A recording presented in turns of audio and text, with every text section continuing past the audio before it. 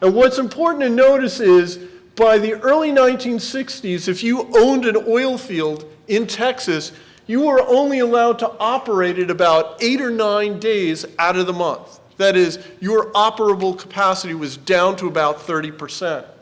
Now, OPEC was formed in the early 1960s to specifically avoid further reductions in the price of oil. How were the multinationals able to impose these reductions on OPEC countries?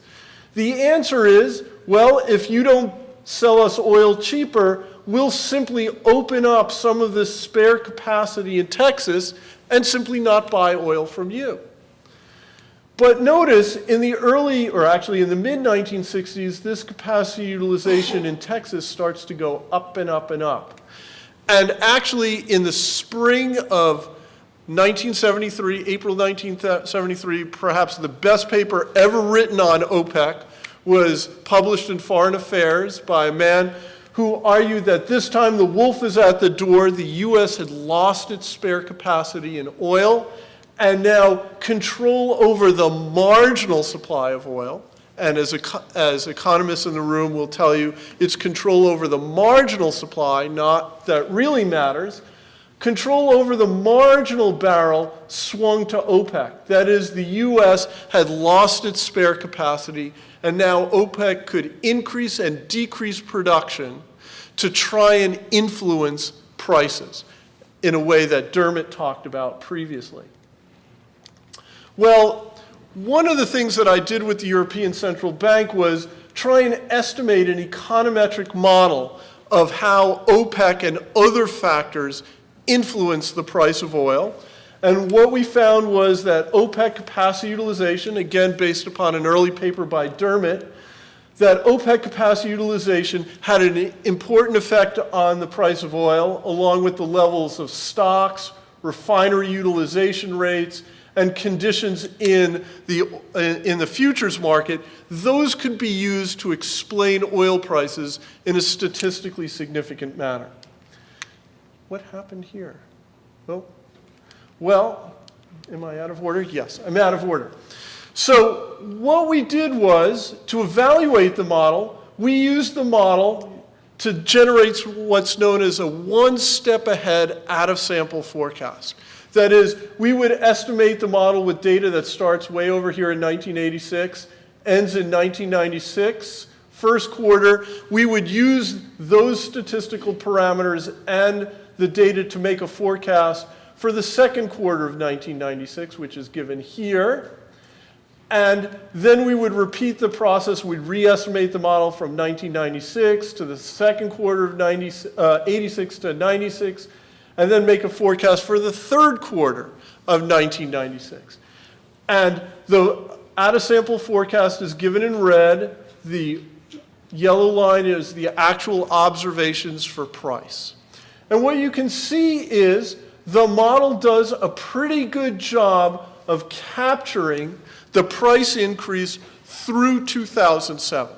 So through 2007, this first part of the price increase, the model was doing a fairly representative job of describing the pressures that would conspire to raise oil prices. But notice that by 2008 and 2009, the model had fallen apart. It does not capture this spike very well at all. It captures it a little late.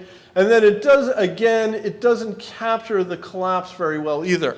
By the way, I just want to add that the model is given no information about oil prices after 1996. So this forecast is updated each quarter. It doesn't know anything about real oil prices after that. So why is that important? When you actually look at the model, there's this period here where statistically that long-term co-integrating relationship, the heart of the model, breaks down in a statistically meaningful way. Meaning that all of a sudden, this model does not work. Doesn't tell you why it doesn't work, but already there's a hint that something here is not working. And one of those reasons, I suspect, is speculation. And so now what I want to do is talk a little bit about the role that speculation may have played in the 2008 price rise and the 2009 price collapse. And the first thing I want to respond to or put up are data about inventories in the US.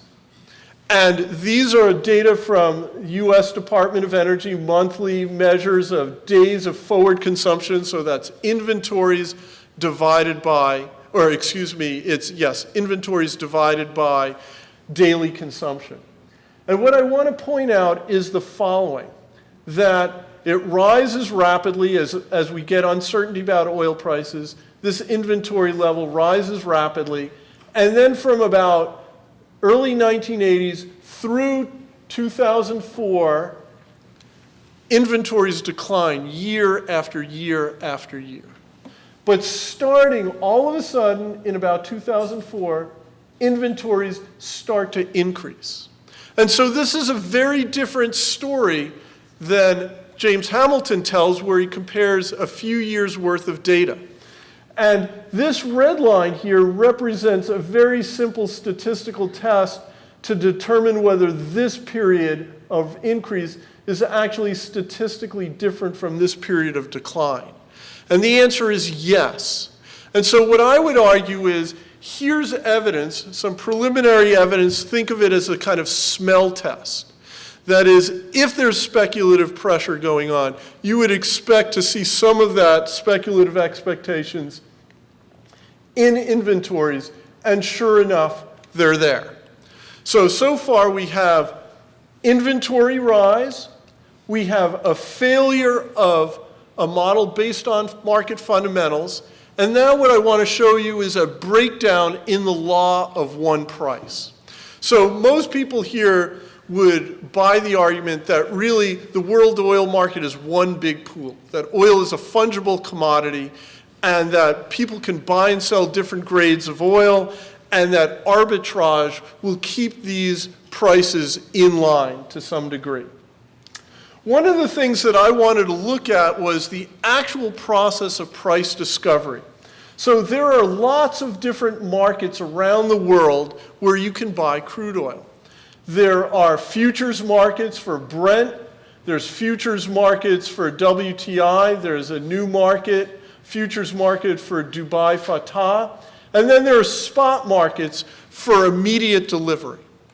And the normal assumption is that people in the oil business, they will buy oil on the spot market, and then they will hedge those purchases on the futures market, whereas if there's a speculative pressure, that we would expect to see in the futures markets.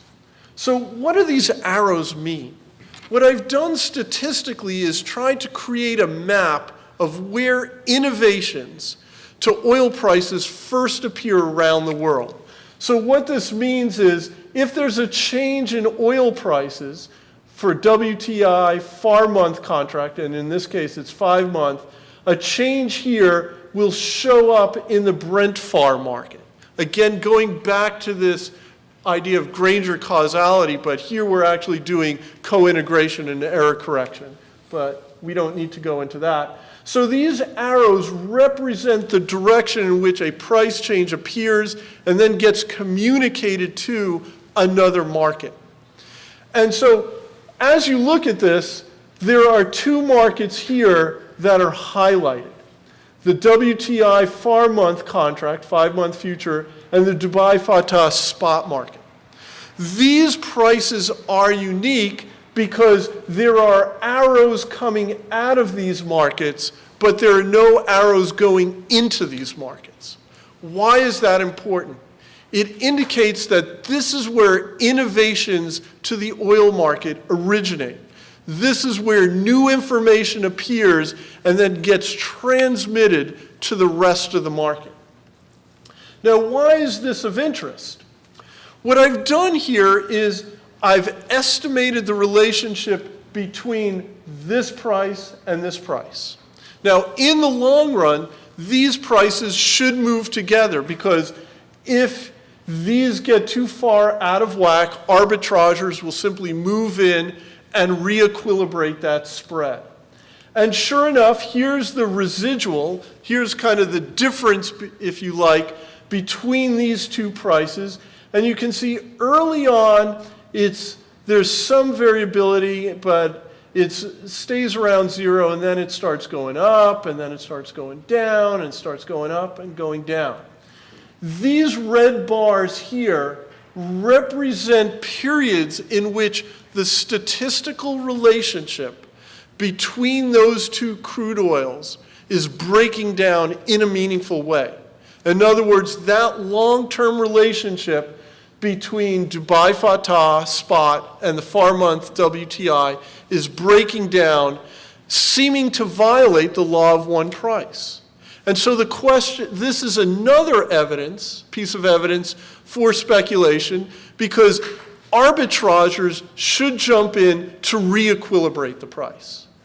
In other words, as one crude oil moves too far away from the other, there's a profit opportunity. Why don't arbitrageurs take advantage of that profit opportunity?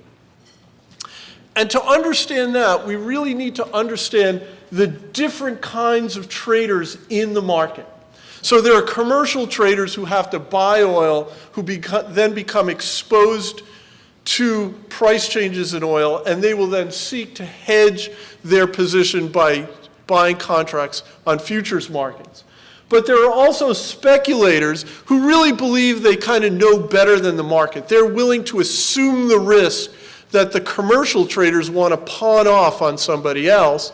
And these speculators, they're the ones who are really kind of, they don't want to take they do not want to take physical possession of oil, so they're going to buy and sell on the futures market. And then there are noise traders, something that you see in the financial literature, and they falsely believe that they have special information about the future price of, this case, oil.